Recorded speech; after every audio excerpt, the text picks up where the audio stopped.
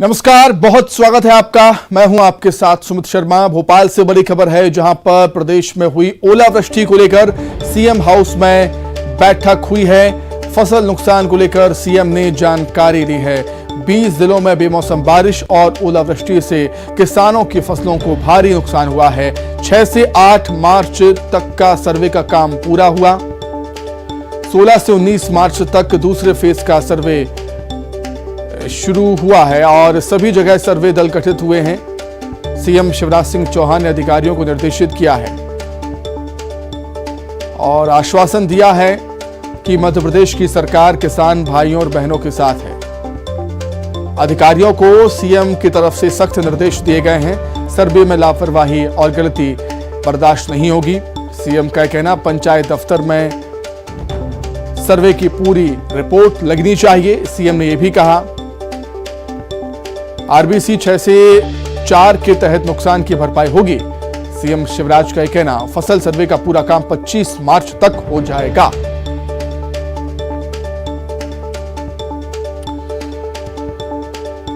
तो तस्वीरें आप देख सकते हैं कि कितनी भयंकर ओलावृष्टि प्रदेश के अधिकांश हिस्सों में हुई है। ओलावृष्टि से किसानों की फसलें चौपट हो चुकी हैं और सरकार भी इस बारे में सोच रही है।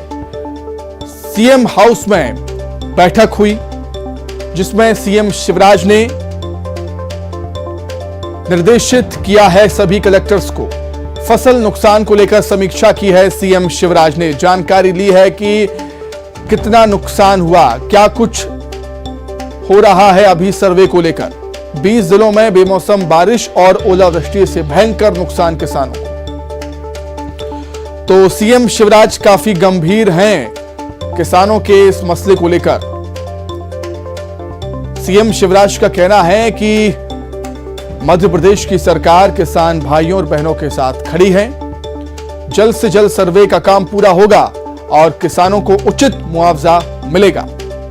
अधिकारियों को सख्त लहजे में निर्देशित किया है कि सर्वे के काम में कोई भी लापरवाही नहीं होनी चाहिए। जो ग्राम पंचायत है उसके दफ्तर में सर्वे की रिपोर्ट लगनी चाहिए। आरबीसी 6 से 4 के तहत नुकसान की भरपाई होगी, सीएम शिवराज का यह कहना। अधिक जानकारी के लिए बातचीत करेंगे। सहयोगी अनुराग हमारे साथ जुड़ गए हैं फोन पर।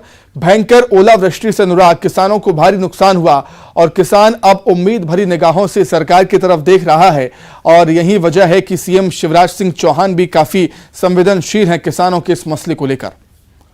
बिल्कुल, देखिए, मुख्यमंत्री ने आज बारिश और ओलावृष्टि से जो नुकसान हुआ है उसको लेकर समीक्षा की है। जिला कमिश्नर और विभागीय अधिकारियों के साथ ये बैठक हुई है और इसमें मुख्यमंत्री ने फीडबैक लिया है कि कहां पर कितना नुकसान हुआ है और बताया ये गया है कि पहले चरण का सर्वे का काम पूरा किया जा चुका है और दूसरे चरण का सर्वे का काम अब शुरू किया गया है। मुख्यमंत्री ने साफ तौर पर निर्देश दिए हैं कि 29 मार्च तक सर्वे का काम पूरा किया जाएगा और आरबीसी 6-4 के तहत जो नुकसान हुआ है उसकी भरपाई करने का काम सरकार करेगी। इसके अलावा जो बारिश और ओलावृष्टि से जो नुकसान पशु हानि का हुआ है उसको लेकर भी मुख्यमंत्री ने निर्देश जारी कर दिए हैं कि उसके तहत भी जो मुआवजा दिया जाता है वो भी जल्द से जल्द किसानों को दिया जाएगा। तो कुल मिलाकर बीते दिनों जिस तरीके से सैकड़ों हेक्टेयर फसलें ओलावृष्टि के कारण प्रभावित हुई हैं, बर्बाद हुई हैं, उसके सर्वे का काम अभी चल रहा है और सर्वे पूरा होते ही राज्य सरकार किसानों को आर्थिक मदद देने का काम करेगी। बिल्कुल अनुराग, जब ऐसी ओलावृष्टि होती है, ऐसी आपदा आती है किसानों पर, तब किसानों का ये भी कहना होता है कि उन्हें उचित मुआवजा नहीं मिल पाया है और इसी को देखते हुए सीएम शिवराज ने कलेक्टर्स को, अधिकारियों को निर्देशित किया है सख्ती के साथ कि सर्वे में कोई लापरवाही नहीं होनी चाहिए। बिल्कुल, मुख्यमंत्री ने साफ कर दिया है कि यदि किसी किसान को सर्वे पर आपत्ति है तो उसकी आपत्ति पर भी उसका समाधान किया जाएगा और जो फसलों का नुकसान है, जो सर्वे रिपोर्ट निकल कर आएगी वो पंचायतों में चस्पा की जाएगी ताकि किसी किसान को सर्वे से ऐतराज है तो वो उस पर आपत्ति दर्ज करा सकेगा। कुल मिलाकर किसान को दिक्कत ना हो, किसान की जो फसल का नुकसान हुआ है उसका सही तरीके से सर्वे कराकर, सही तरीके से आकलन कराकर उसको मुआवजा दिया जाए, इसको लेकर मुख्यमंत्री ने अफसरों को निर्देश दिए और साथ ही किसान कल्याण, राजस्व विभाग और जो दूसरे विभाग हैं उनकी संयुक्त टीम बनाकर सर्वे का काम किया जाएगा और सही तरीके से फसल के नुकसान का आकलन कर जो है रिपोर्ट दी जाएगी और उसी के आधार पर मुआवजा होगा। तो कुल मिलाकर किसान को कहीं से नुकसान ना हो, इसको लेकर भी मुख्यमंत्री ने आज की बैठक में निर्देश दिए। ठीक है अनुराग, बहुत धन्यवाद आपका तमाम बातचीत के लिए। तो मध्य प्रदेश विधानसभा में प्रदेश में हुई ओलावृष्टि और बारिश से मची तबाही को लेकर सत्ता पक्ष और विपक्ष के बीच जोरदार बहस हुई। मामले को सबसे पहले नेता प्रतिपक्ष गोविंद सिंह ने उठाया और कहा कि किसानों की क्या मदद की जा रही है वो बताइए।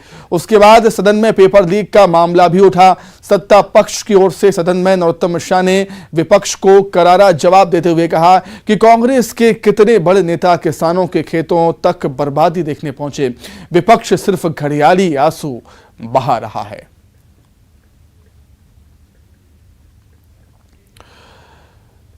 तो आपदा को लेकर जो आफत बरसी है आसमान से, किसानों को भारी नुकसान हुआ है। किसानों का ये मसला, ओलावृष्टि का ये मसला विधानसभा में भी गूंजा और विपक्ष ने इस सवाल पूछा है कि किसानों की क्या मदद फिलहाल की जा रही है। वहीं सत्ता पक्ष की ओर से नरोत्तम मिश्रा ने ये कहा कि कांग्रेस के उन नेताओं का नाम बता दीजिए जो खेतों में गए हैं किसानों की फसलों का जायजा लेने के लिए। ये वहाँ बने रहने को और वो क्या करेंगे? रिस्पांस तो कहीं मिल नहीं रहा जनता का। कार्यकर्ताओं को इकट्ठा कर लेते हैं, एक भैया उनका बड़ा वाला वो कर्मचारियों को धमकाते हैं, ये मंत्रियों को धमकाते हैं, नेताओं को धमकाते हैं। इसको अगर कोई अड़ीबाजी कह देगा तो बुरा मान जाएंगे। ये काहे की अड़ीबाजी है? 20 साल से हार रहे हैं, कोई पहली बार 20 साल से भारतीय जनता पार्टी को वोट मिल रहे हैं। पहले संगत की पंगत की थी, अब अड़ीबाजी है। किसानों के बीच आप थे और अभी विपक्ष आरोप लगा रहा है कि सर्वे काम नहीं हो रहा। एक आध जगह बता दे वो कहाँ सर्वे नहीं हुआ। देखिए, झूठ की राजनीति ज्यादा दिन नहीं चलती है। हमारे विधायक, हमारे मंत्रीगण, मैं स्वयं खुद ओलावृष्टि में किसानों के बीच में गए, खेत पे गए, मेड़ पे गए। आप बताएं कहीं कमलनाथ जी गए? रायपुर से बड़ी खबर, रोहिंग्या मुसलमानों को लेकर पीसीसी अध्यक्ष ने बड़ा बयान दिया है। किसे बसाना है किसे नहीं बसाना है ये तो केंद्र के हाथों में है, मोहन मरकाम के कहना।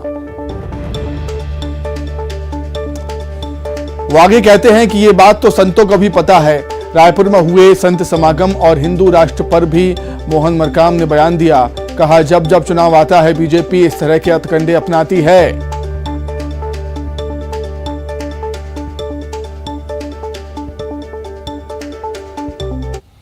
केंद्र में बैठी भारतीय जनता पार्टी की सरकार है। केंद्र सरकार तय करती है अगर कोई विदेशी नागरिक है उसको बसाना नहीं बसाना है, वो केंद्र सरकार तय करती है। तो हमारे सम्मानीय आदरणीय संतों को भी ये मालूम है कि केंद्र सरकार तय करती, तो केंद्र सरकार से कहना चाहिए। नहीं, जब चुनाव आते हैं इस ढंग से भारतीय जनता पार्टी अपनाती हथकंडे अपनाती है। आपने देखा होगा जो भी राज्यों में चुनाव नजदीक आते हैं इस ढंग से माहौल बनाने का प्रयास करते हैं। जो मुद्दे विहीन होते हैं उन मुद्दों को भी छेड़ने का प्रयास किया जाता है। तो कहीं ना कहीं भारतीय जनता पार्टी की इसमें स्ट्रेटेजी होती है। रायपुर में छत्तीसगढ़ विधानसभा की कार्रवाई के दौरान सदन में बीजेपी ने पीएम आवास योजना का मामला उठाया। 2011 में छूटे लोगों को क्या फिर से सूची में शामिल करेंगे, मोदी का यह कहना है। सरकार ने सर्वे कराने का फैसला लिया है, रविंद्र चौबे का यह कहना है। जो पात्र लोग छूट गए हैं अप्रैल 2023 में उन्हें शामिल किया जाएगा, रविंद्र चौबे ऐसा कहते हैं। हर बार विपक्ष के लोग अलग अलग आंकड़े बताते हैं, मंत्री का यह कहना है। सत्ता पक्ष के मंत्री का यह कहना, 16 लाख मकान बाकी नहीं, कुल 16 लाख बनने थे। 4 साल में 3,87,915 आवास स्वीकृत हुए हैं और आंकड़े पेश यहां पर हुए हैं। 2021-22 में छूटे लोगों के लिए क्या प्रावधान किए गए, विपक्ष का यह सवाल था। सत्ता पक्ष से मंत्री के जवाब से असंतुष्ट विपक्ष ने सदन से वॉकआउट कर दिया।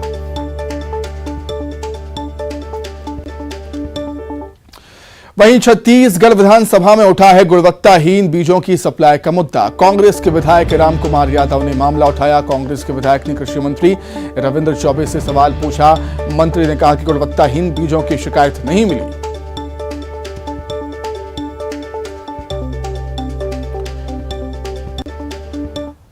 वहीं गृहमंत्री अमित शाह के बस्तर दौरे पर कांग्रेस ने तंज कसा है। पीसीसी अध्यक्ष मोहन मरकाम ने दौरे पर तंज कसा और कहा कि जेपी नड्डा भी बस्तर दौरे पर आए थे, वे हिमाचल नहीं बचा पाए, बस्तर में क्या बचाएंगे, कांग्रेस सरकार आदिवासियों के हितैषी है। मोहन मरकाम का कहना, वो आगे कहते हैं कि बस्तर में 23 और 24 में कांग्रेस को ही वोट मिलेगा।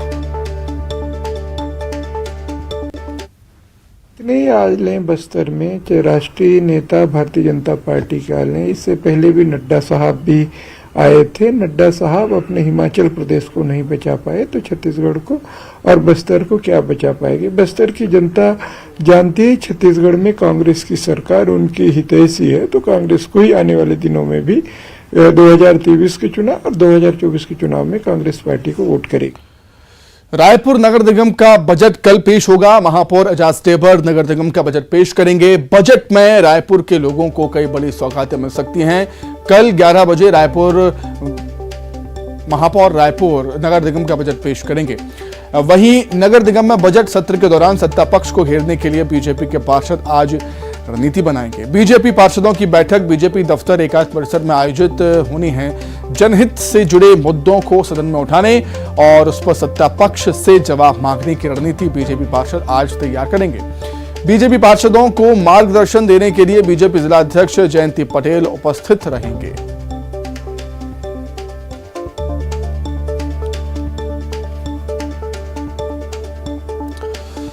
वहीं बीजेपी आज बीरगांव नगर निगम का घेराव करेगी। पानी की समस्या को लेकर बीरगांव नगर निगम का घेराव किया जाएगा। बीजेपी की तरफ से नगर निगम में प्रशासनिक उदासीनता का आरोप लगाया गया है। निगम में नेता प्रतिपक्ष ओम प्रकाश साहू के नेतृत्व में घेराव होगा। बुधवारी बाजार से रैली निकालेंगे बीजेपी के कार्यकर्ता।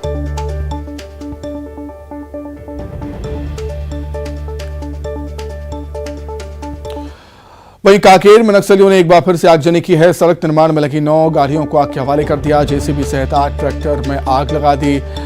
चील परस कैंप से कुछ ही दूरी पर घटना को अंजाम दिया गया। तस्वीरें आप देख सकते हैं कि किस तरीके से एक बार फिर से विकास कार्य में बाधा बने हैं नक्सली। सड़क निर्माण में लगी 9 गाड़ियों में 9 वाहनों में आग लगा दी है, जिसमें एक जेसीबी मशीन और 8 ट्रैक्टर शामिल थे जो कि सड़क निर्माण के कार्य में लगे हुए थे। नक्सलियों ने इनको आग के हवाले कर दिया और चील परस कैंप से कुछ ही दूरी पर नक्सलियों ने इस आगजनी की घटना को अंजाम दिया।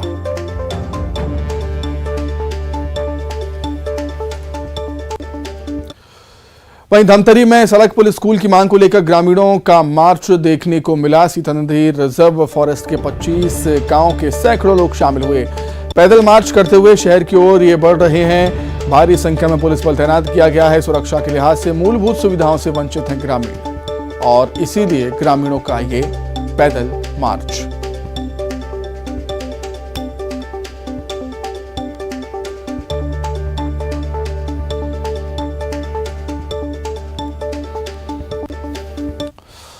रायपुर से खबर, चैत्र नवरात्र पर डोंगरगढ़ में 8 ट्रेनों का स्टॉपेज रहेगा। यात्रियों की भीड़ को देखते हुए रेलवे का फैसला है। डोंगरगढ़ में एक्सप्रेस ट्रेनों का स्टॉपेज रहेगा। 12812 हटिया कुर्ला एक्सप्रेस रात 8:25 पर यहां पहुंचेगी। वहीं कुर्ला हटिया एक्सप्रेस शाम को 4:33 पर यहां पहुंचेगी। वहीं पुरी जोधपुर एक्सप्रेस सुबह 7:27 पर यहां पर पहुंचेगी।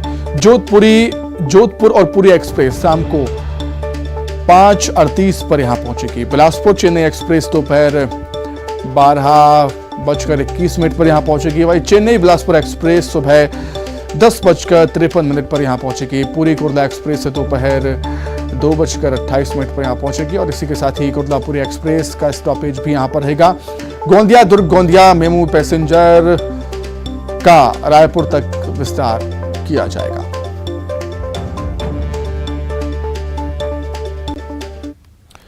सूरजपुर में मौसम का मिजाज बदलने से किसान परेशान हैं। बारिश और आंधी से फसलों को काफी नुकसान हुआ है। गेहूं, सरसों, सब्जी की फसलों को काफी नुकसान पहुंचा है। किसानों की मेहनत पर पानी फिर गया। तो जोरदार बारिश और ओलावृष्टि से फसलें चौपट हो चुकी हैं किसानों की। परेशानी है, गेहूं का फसल नुकसान हो गया है, सरसों का फसल नुकसान हो गया है। बेमौसम का बरसात हो रहा है तो लगता है कि इस मौसम में बरसात होना चाहिए। नहीं होना चाहिए, उतना ज़्यादा बारिश नहीं होना चाहिए जितना होना चाहिए। मतलब अब तो गर्मी का सीजन आ गया, अब लगता नहीं था कि ऐसा बारिश होगा। हाँ, नहीं लग रहा था कि इतना बारिश होगा गर्मी के सीजन पे। तो कब से हो रहा है ये बारिश? ये 3-4 दिन से अभी हो रहा है। और कल रात को भी बहुत जोरदार बहुत ज़्यादा बारिश हुआ है। देना चाहिए, शासन को देना चाहिए। सूरजपुर जिले में बीते 2 दिनों से बदले मौसम के मिजाज के कारण किसान बेहद परेशान हैं, क्योंकि बीते 2 दिनों से लगातार जिले भर में तेज आंधी हवाओं के साथ में बारिश हो रही है। नतीजा ये है कि किसानों के खेतों में जो सरसों की हो या फिर गेहूं की खड़ी फसल है उसे बेतहासा नुकसान हुआ है। ऐसे में जो सब्जी किसान है, चाहे टमाटर की खेती कर रहे हो या फिर गोभी की खेती, दोनों को बेहद नुकसान हुआ है। ऐसे में गर्मी के शुरुआती दौर में ही बदले मौसम के मिजाज के कारण बीते 2 दिनों से किसान बेहद परेशान है। अब इनके जो नुकसान हुए फसलों को लेकर प्रशासन कितना अलर्ट होता है और मुआवजा राशि देने की कितनी जल्दी पहल करता है, यह तो देखने वाली बात होगी। वरुण राय, न्यूज़ 18 सूरजपुर। तो सूरजपुर की तस्वीरें आप देख रहे हैं, किसानों के खेतों की तस्वीरें हैं। गेहूं की फसल बिल्कुल आड़ी हो चुकी है, चौपट हो गई है, जिससे किसान काफी परेशान। उम्मीद है सरकार जल्दी सर्वे का काम पूरा करेगी और किसानों को उचित मुआवजा मिल पाएगा। तेज बारिश, आंधी तूफान, ओलावृष्टि से किसानों की चिंता यहां पर बढ़ चुकी है।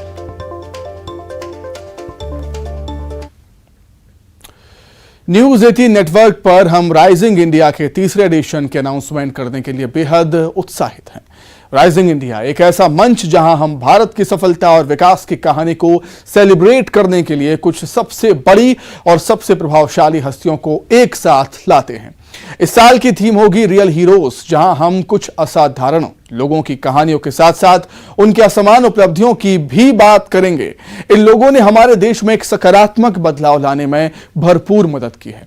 इनमें शामिल होंगे जलवायु आपातकाल से लड़ने वाले लोगों से लेकर भारत की कुछ सबसे पुरानी कला, विरासत और संस्कृति को पुनर्जीवित करने में मदद करने वाले लोग। देश भर से न्यूज 18 नेटवर्क के पत्रकारों के एक पूल ने हमारे बीच इन नायकों की पहचान करने में हमारी मदद की है और अगले कुछ हफ्तों में हम इन खास लोगों और उनकी कहानियों को आपके सामने लेकर आने वाले हैं। लोगों की हमेशा से सोच रही है कि लद्दाख की ऊंचाइयों पर सब्जियां कभी नहीं उग सकती। फिर आए उर्गेन फुनसुक, जिन्होंने 14,000 फीट की ऊंचाई पर अपनी निराली सोच और लगन से अपना वजूद दिखा दिया। लोग कहते थे हाँ 14,000 फीट की ऊंचाई पर तो कुछ यहाँ पे सब्जी नहीं आता है, तो पहले मैंने फूल गोभी बंद गोभी लगाना स्टार्ट किया था। तो लोग हंसते थे, क्या बोल रहे हैं फूल गोभी बंद गोभी आता है बोलेगा तो इसीलिए तो आजकल मैंने 33 टाइप्स का मैंने सब्जी ऑर्गेनिक ही उगाता हूँ जी। उर्गेन की इस कोशिश की वजह से आज लद्दाख में ताजी सब्जियां मिलने लगी हैं। जैसे कि मैंने आज तक ना सब्जी खरीदना पड़ता है, ना सरसों का तेल खरीदना पड़ता है जी, ना लहसुन ना प्याज, सब कुछ यहीं से मैं मगर निकाल के अपना सोच और हौसला होने से तो सब कुछ हो सकते है जी। मेरे से ज़्यादा अभी आने वाले बच्चों को लिए इतना अच्छा एजुकेटेड है जी, सब कुछ हो सकते है जी, बहुत बढ़िया हो सकता है जी। वह अपनी सभी सब्जियां ऑर्गेनिक और केमिकल फ्री तरीके से उगाते हैं। उनके जुनून के चलते उनको सम्मान तो मिला ही है, साथ ही साथ उनका जिक्र प्रधानमंत्री श्री नरेंद्र मोदी जी ने अपनी मन की बात में भी किया है।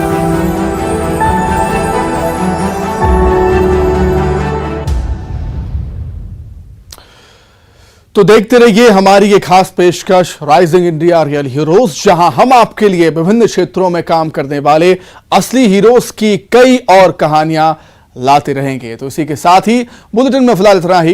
नमस्कार।